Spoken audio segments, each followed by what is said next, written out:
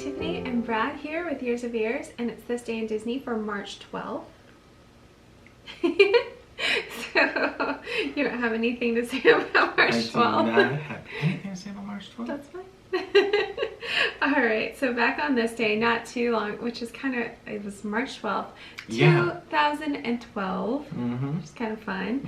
The Magic Kingdom at Walt Disney World unveils the first phase of Storybook Circus area of Fantasyland with a soft opening.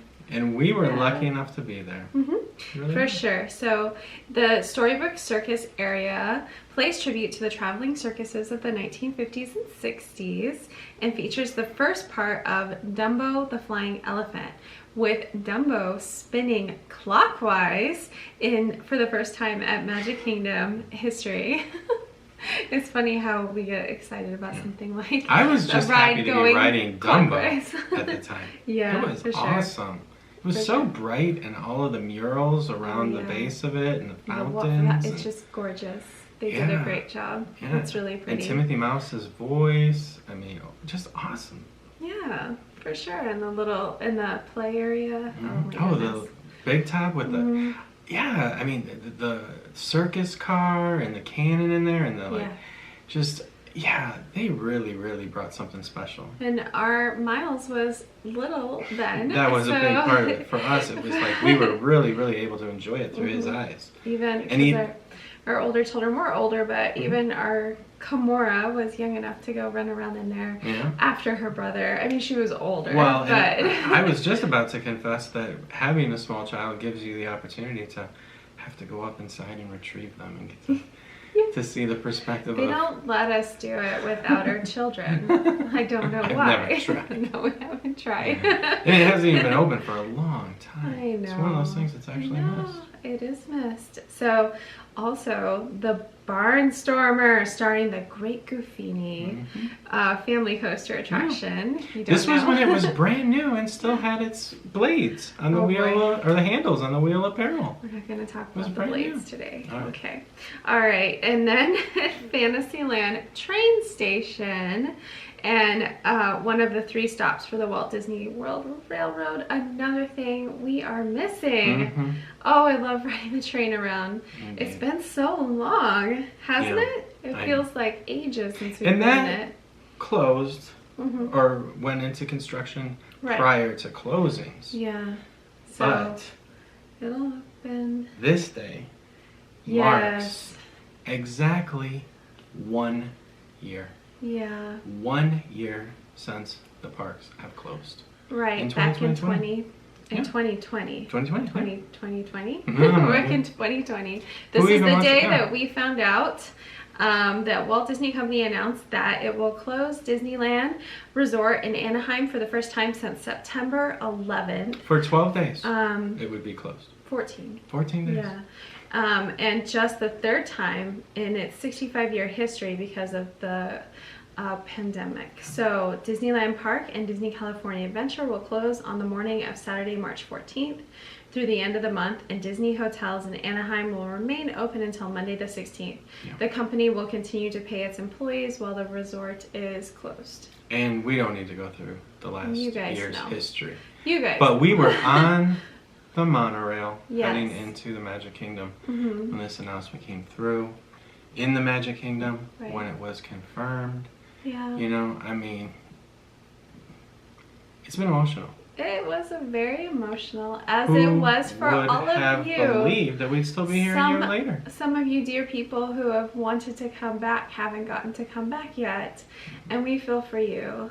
You know, this has been really hard. And harder for, you know, some more than others. Yes, I was just going to say that. You know, I mean, our loss with the parks and being able to be in parks is not as much as the loss of so many who have suffered illness and loss of loved ones. Absolutely. That can't even compare. Absolutely. But we're also thinking of some of our friends out there who watch our show and comment all the time, and we know you've wanted to come back and visit the parks and you haven't been able to because of, you know, your own situations, and we're thinking of you and hoping that you do get to come soon, and we'll get to meet you in person. Keep making reservations. Oh yeah. They will come through. It's gonna happen. Things will get better, and of course we have lots of hope. So. And they always are getting better. I mean, you know, we've enjoyed reopening every step of the way, with another stay last week in Old Key West, and we love watching every step of the way as more people are able to come, as more passes are available, as more people receive their jobs back and their previous positions. It is wonderful to watch. It is hard to watch sometimes, but it is hard so to grateful watch. to be a part of and it. I think for us, there's a lot of things that, you know, we would like to see be different too, but I think it's that way for everyone. There's no perfect solution to a lot of these things. The pulse of it is ever changing, and it feels like we're close, and like the 50th is going to be a wonderful year. Yes. Well, it's already been a good year, hasn't it? It is. I'm just saying, they're just ramping up. They've shared the logos for the 50th. They shared the logo, and the activities have begun to be announced. And some of the things I hear about, like the Tower of Terror, what they're going to do with it, and other like hot dogs in the parks, they're going to be doing some special things to commemorate this wonderful year. So make no doubt. This is a wonderful year. This is going to be a fantastic celebration. But I just want to go back to the opening of New Fantasyland? Yeah, just because, you know, we were there, and this was a process that we got to see happening. The construction walls were up, and we were peeking. Getting our cameras over the barrier to try to see Seven Dwarfs at the time, because it was not even going to be open for another year. Yeah, so this was really fun for us because it was the first time we got to see the full process. You know, because when you visit once a year or whatever, you don't, I don't know, it doesn't correlate the same, but because we had gone so often, we got to see the construction and then see this opening. So it was really fun for us, fun for our kids too. So it was neat. It was really cool to see the opening. I think you're trying to say that process really informed our desire to know more, to know things before they were happening, to know about construction, to know about those things, and to become really invested the behind the scenes on park development and Imagineering. Like just that experience. It made us feel like we were part of something special that we wanted to feel again. You know? Yeah, it was exciting. And we've had some cool experiences because we've tried to be there for and being a part of closings. Yeah. We are grateful for as well. To be a part of this experience and to do our small part in bringing things back. We've loved it. Yeah. And thank you. The best part is, honestly, we weren't doing this show, This Day in Disney. Yes. This is we chose to do this to have a positive outlet. Whenever we couldn't get out of the house or go to the parks. Some of us couldn't leave the house. So, we could leave our house. This but we was our Disney stuff. outlet born of closings. Yep. So we chose to do this, and I think we both wanted to do something that would be positive and that would focus on good things.